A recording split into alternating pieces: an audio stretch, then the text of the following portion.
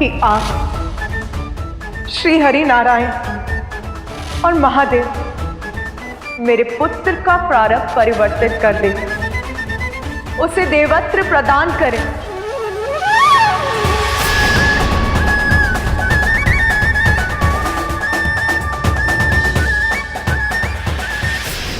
क्षमा करें माता, किंतु मैं आपका ये प्रस्ताव समझने में असमर्थ हूं। क्या केवल भोलेनाथ और आपके पुत्र होने मात्र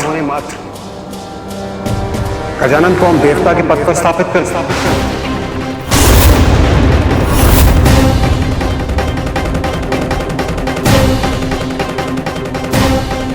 नहीं देवराज, उसे देवत्व प्रदान कीजिए, क्योंकि उसमें ही गजानन की सुरक्षा निहित है। यदि देवता बनकर यज्ञ के आवेश का भाग उसे भी प्राप्त होगा तो उसे बल मिलेगा, सभी संकटों का सामना करने में सक्षम होगा, सुरक्षित रहेगा, कोई अनिष्ट उसके निकट भी फड़क नहीं सकेगा। हाँ, ये उचित है। गजानन को देवत्व प्रदान करके हम उनकी सुरक्षा को सुनिश्चित कर सकते हैं।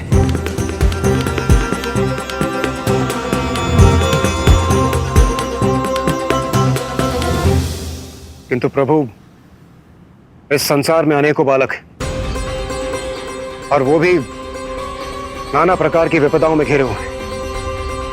क्या हम उन्हें सुरक्षित करने मात्र उन्हें देवत्व प्रदान करते क्या ये उचित होगा? और यदि उचित नहीं है तो गजानन को केवल वंश के आधार पर देवत्व प्रदान कर देना उचित होगा।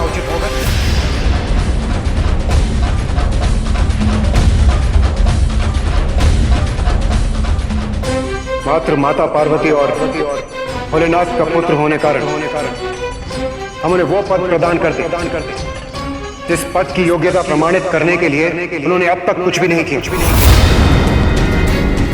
जिस पद के दायित्वों की उन्हें कोई समझ नहीं।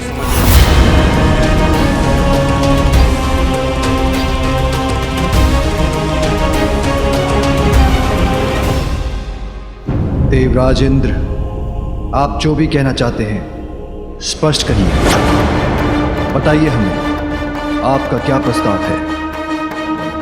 क्षमा करें महादेव, किंतु मुझे आपके पुत्र से कोई द्वेष नहीं है और ना ही मैं उसका कोई अहित चाहता हूं। जब उन्हें एक नवीन शीश की आवश्यकता पड़ी तो प्रभु वो मैं ही था जो उनके लिए शीश लेकर आया था। फिर मैं उनका अहित कैसे चाह सकता हूं प्रभु? इसलिए आप जो भी निर्णय लेंगे वो मुझे स्वीकार होगा। किंतु प्रभु, मेरा एक प्रश्न है। यदि आप अनुमति दे तो मैं पूछने का साहस करूं। प्रभु, क्या देवत्व किसी को भी इतनी सरलता से मिलना चाहिए?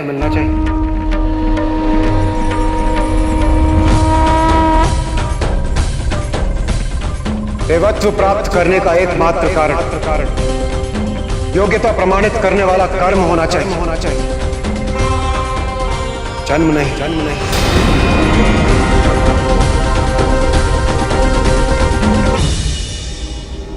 यदि जन्म से ही देवत्व प्राप्त होने लगे तो कर्म की क्या महिमा रह जाएगी? देवराज उचित कह रहे हैं। देवराज उचित कह रहे हैं। देवराज उचित ही तो कह रहे हैं। देवराज उचित कह रहे हैं। आप ही बताइए महादेव, क्या मैं उचित नहीं कह रहा? गौरी, देवराज उचित कह रहे हैं।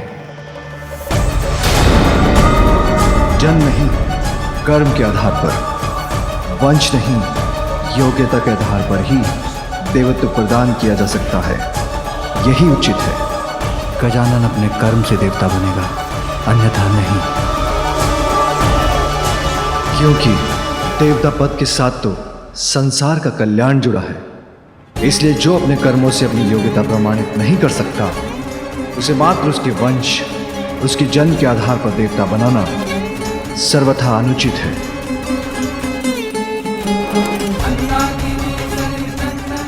पार्वती माँ है, उनकी ममता अपने स्थान पर उचित है, क्योंकि माँ अपनी संतान के लिए कुछ भी कर सकती है।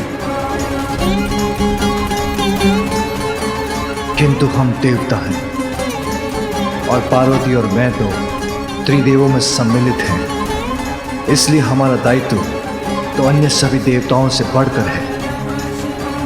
दायित्व कर्तव्य के आगे निजी संबंध और निस्वार्थ का कोई मूल्य नहीं होता। इसलिए समय के साथ साथ मेरा पुत्र गजानन अपनी योग्यता प्रमाणित करेगा, तभी उसे देवत्व प्रदान किया जाएगा, अन्यथा नहीं।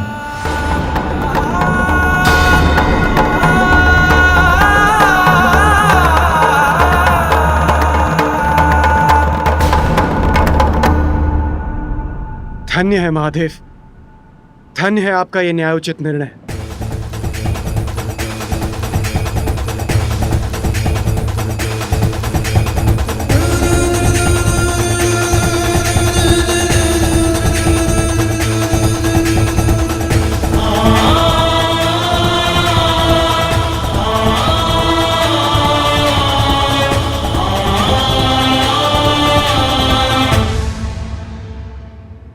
माँ, मुझे भूख लगी है।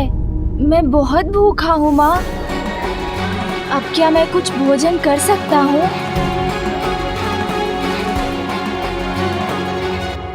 इसे देवत्व प्रदान करने पर इतना गहन परामर्श हो रहा है, उसे बस अपनी भूख की चिंता है। माँ, मुझे भोजन करने की अनुमति दीजिए ना, अब मुझसे भूख सहन नहीं हो रही। हाँ पुत्र, मैं तुम्हें अवश्य भोजन कराऊंगी। माँ के पल्लू से चिपकाए बालक देवता बनने योग्य तो कदापि नहीं। भोले के नंदन भी भोले भाले, राग द्वेष व्यर्थ ना मन में पाले। माता के आंचल को पाके प्रसन्न, भोजन में क्रीड़ा में रहते मगन। क्या है देवत्व वो अनभिज्ञ है, माता के नेह पे कृतज्ञ है। इंद्र से यद्यपि माता कुपित, किंतु माँ पुत्र को देख के पुलकित।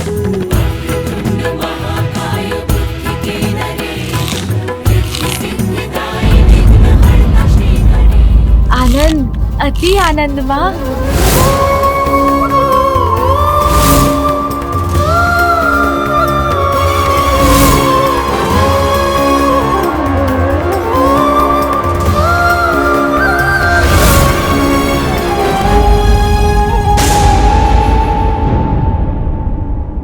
देवत्व प्राप्त करने का एकमात्र कारण योग्यता प्रमाणित करने वाला कर्म होना चाहिए। और हाँ, एक कोई थे यहाँ। ऐसा प्रतीत हुआ उन्हें देखकर जैसे वो कोई भयंकर असुर हो। देवराज इंद्र उचित कह रहे हैं। उचित। यदि यही निर्णय है आप सभी का, तो यही उचित।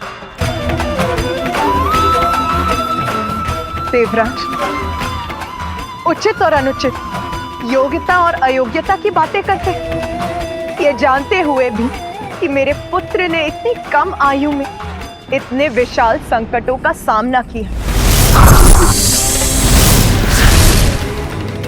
और जब उस पर अपने पिता के क्रोध को जागृत करने का संकट छाया, तो उस समय आप सभी सर्वथा योग देवगण में से कोई भी उसकी रक्षा के लिए नहीं आया।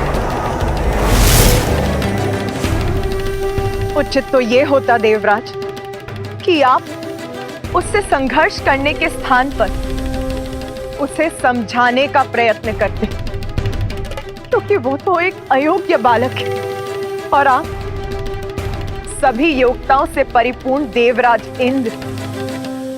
किंतु माता वो किंतु परंतु नहीं देवराज।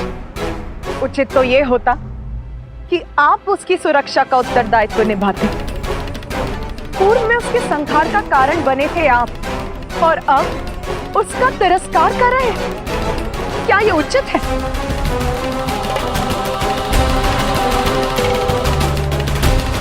किंतु अब तो मेरे लिए आपसे कोई भी अपेक्षा करना ही अनुचित है। मैं हूं उसकी मां, जन्म दिया है मैंने उसे, सर्वथा समर्थ हूं मैं, तो उसकी रक्षा करने का दायित्व भी मैं ही निभाऊंगी।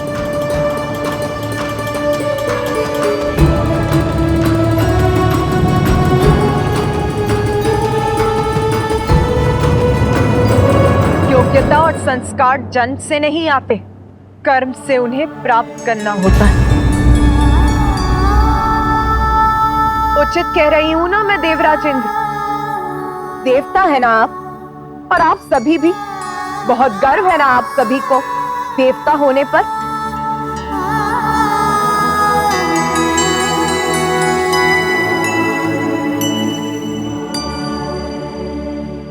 संस्कार और योग्यता उचित और अनुचित के भेद बता रहे हैं ना? तो ये भी बताइए मुझे कि बिना अवसर प्रदान किए एक छोटे से बालक का तिरस्कार कहाँ का संस्कार है इंद्रदेव? पार्वती के मन में उमड़ी ममता। और रही बात योग्यता की, तो वो सभी में होती है। बस उसे निखारने के लिए उचित मार्गदर्शन और निरंतर परिश्रम की ही तो आवश्यकता है। के मन में उमड़ी ममता। अब मैं आपसे एक प्रश्न पूछती हूँ देवराजेंद्र, जब आपको आवश्यकता थी तो आपने मेरे पुत्र कार्तिकेय को सहस्त्र स्वीकार किया, अद्भुत बालक पुत्र कार्तिकेय की स्वीकार ही नहीं किया, उसे देवताओं की सेना का सेनापति भी नियुक्त कर दिया। तब आप संकट में थे ना देवराज? स्वर्ग संकट में था। स्वार्थ था आपका।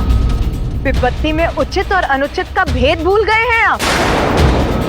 और आज जब आवश्यकता नहीं है तो मेरे दूसरे पुत्र गजानन का तिरस्कार कर रहे हैं आप। परंतु माता, मेरा वो अर्थ अनर्थ आपका स्वार्थ नहीं निर्धारित करता इंद्रदेव। आपका अभिमान मेरे पुत्र के अपमान का कारण नहीं बन सकता।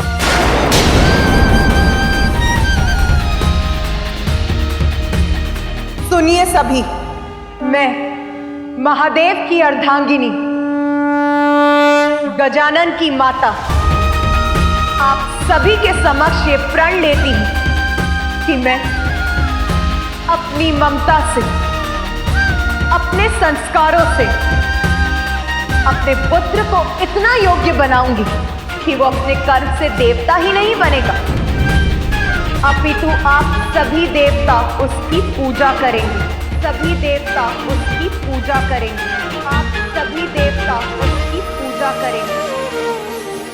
और ये योग्यता वो प्राप्त करेगा अपने जन्म से नहीं, अपने कर्म से।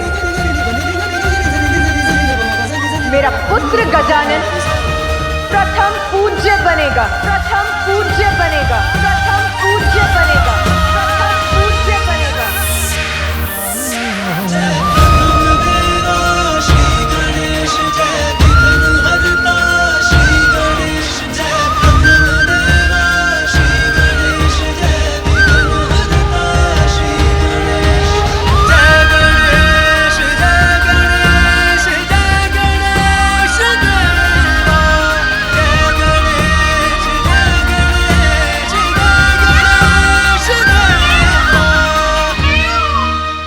सभी एकत्रित हैं यहाँ।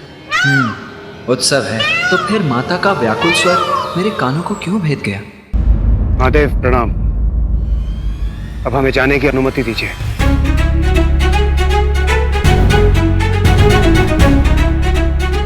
प्रणाम माता।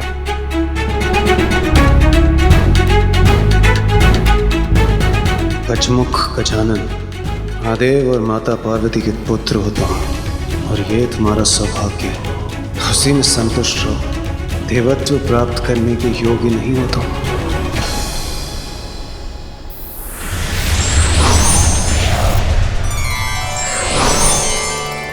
महादेव, अब हमें आज्ञा दीजिए।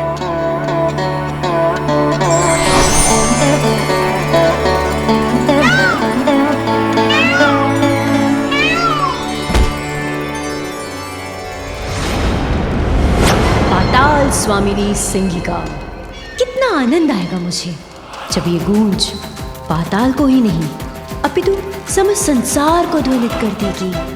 आह, मेरा राजमुकुट है ये, और ये सिंहासन भी पाताल की सर्वे सर्वा असुरों की रानी हूं मैं।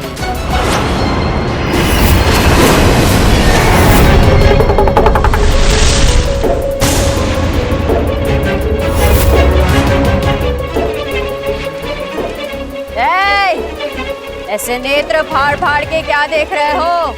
झुको मेरे समक्ष, अभिवादन करो मेरा।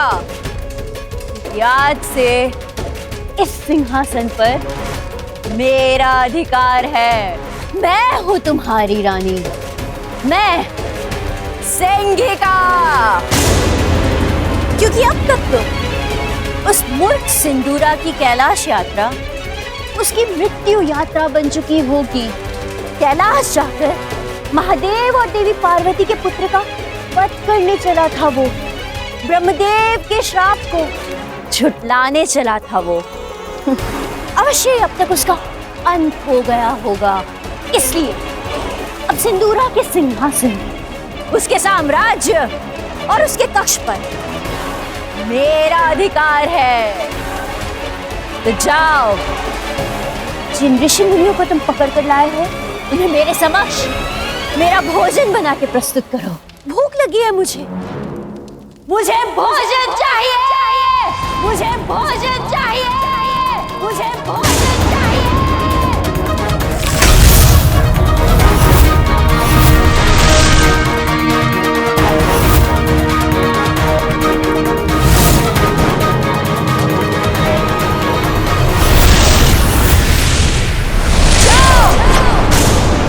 मेरे आदेश का पालन करो, अन्यथा इस बार तुम्हारा शीश तुम्हारे घर से विलग हो जाएगा।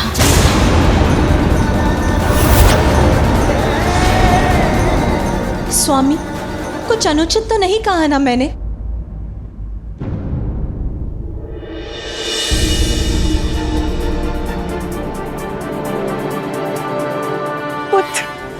माता का हृदय तो सब कुछ जान लेता है। मेरे बिना कुछ कहे ही माता को आभास हो गया कि मैं यहाँ हूँ। मेरा पुत्र। हाँ माता, आपका पुत्र यही है। मैं आ गया हूँ माँ। अब आपके सब कष्टों को दूर कर दूंगा मैं।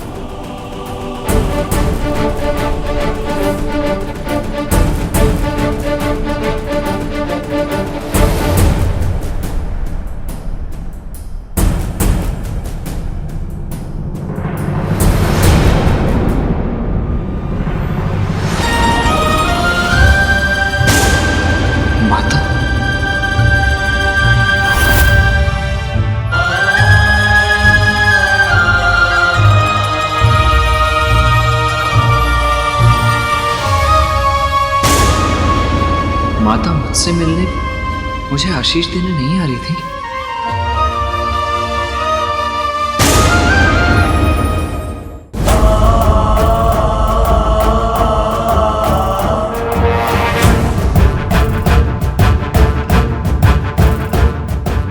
का स्पर्श भी न कर सके।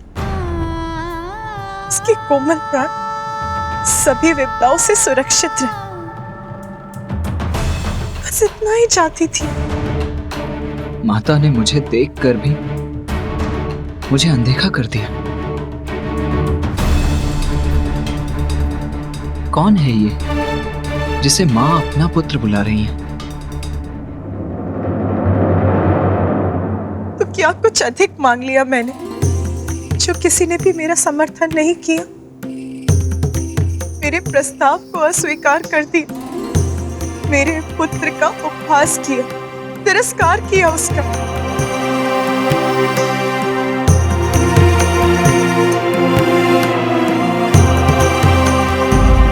यदि मेरा बड़ा पुत्र कार्तिकेय यहाँ होता तो वो मेरी पीड़ा अवश्य समझता, साथ देता अपनी माँ का।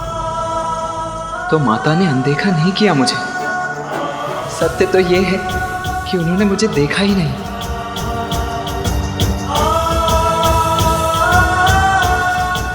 माता,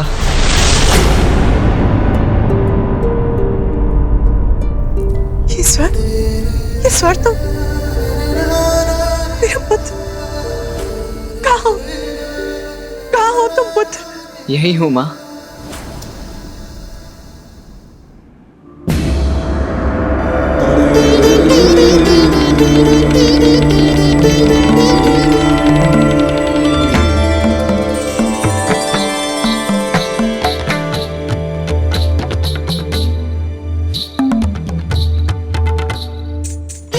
माता।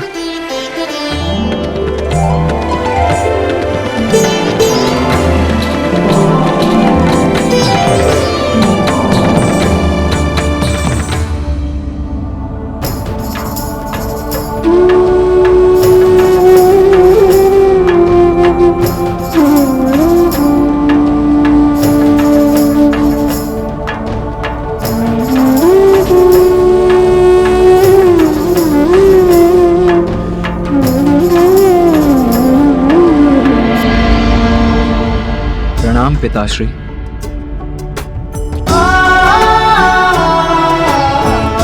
आयुष्मान भव।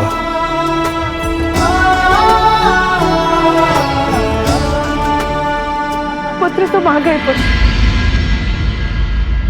माँ का पुत्र तो मैं हूँ, फिर ये कौन है?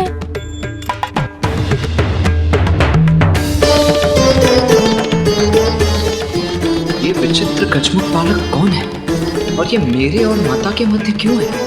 इसका हमारे परिवार से क्या संबंध है?